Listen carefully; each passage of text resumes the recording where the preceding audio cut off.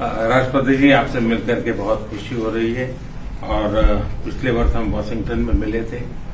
उसके बाद हमारे संबंधों में एक नई गति आई है, नई ऊर्जा आई है और कई विषयों में हम बहुत मिल करके आगे चल रहे हैं। Mr. President, it's a pleasure to meet you here in Avia. We had an extremely productive meeting in Washington last year, and since then we have given new speed and new energy to our relations, and we are working together on a number of areas. और हमारे लिए खुशी की बात है कि हमारी दोनों टीमें भी मिलजुल करके हमने जो टारगेट तय किए उसको पूरा करने के लिए भरपूर प्रयास कर रहे हैं और हम बहुत तेजी से आगे बढ़ रहे हैं। And we are also happy that our teams have also been working in close coordination and engagement, and they have been working towards achievement of the targets that we had set for ourselves last year. Excellency, Paschim Asia में शांति के जो प्रयास प्रगति हुई है, इसके लिए मैं आपका अभिनंदन करता हूं। Mr. President, I commend you for your leadership on the progress that has been made in the efforts to restore peace in West Asia. आपके इन प्रयासों के कारण पश्चिम एशिया में शांति की एक नई किरण नजर आ रही है और हम आशा करते हैं कि चिरस्थायी शांति बनेगी।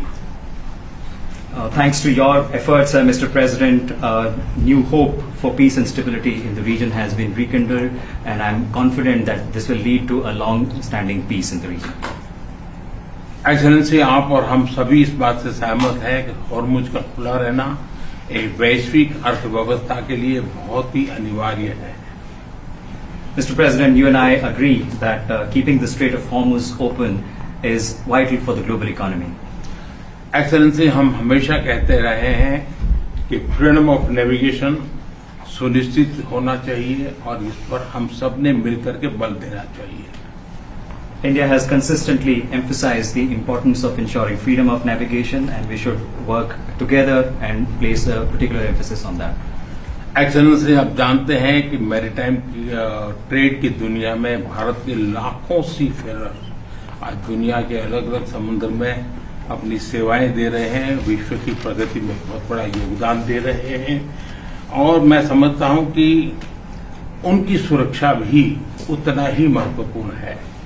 Mr. President, you are aware across the world, Indian seafarers in hundreds of thousands are working and they're performing their duties across global maritime trade routes, including the Strait of Hormuz, and their safety is of utmost importance to us.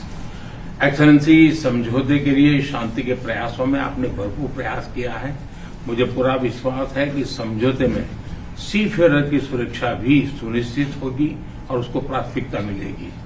Mr. President, you made tremendous efforts towards reaching this understanding and this agreement, and I'm confident that the issue of seafarers will receive the highest priority during the implementation of this agreement. Excellency, मैं फिर एक बार पश्चिम Asia में शांति बहाल कराने के आपके भरसक प्रयासों का मैं पूरी प्रशंसा करता हूं और आपका अभिनंदन करता हूं। Mr. President, once again, I deeply appreciate and I deeply commend your efforts in ensuring the restoration of peace and making efforts towards restoration of peace and stability in West Asia. Thank you very much. Thank you. Thank you.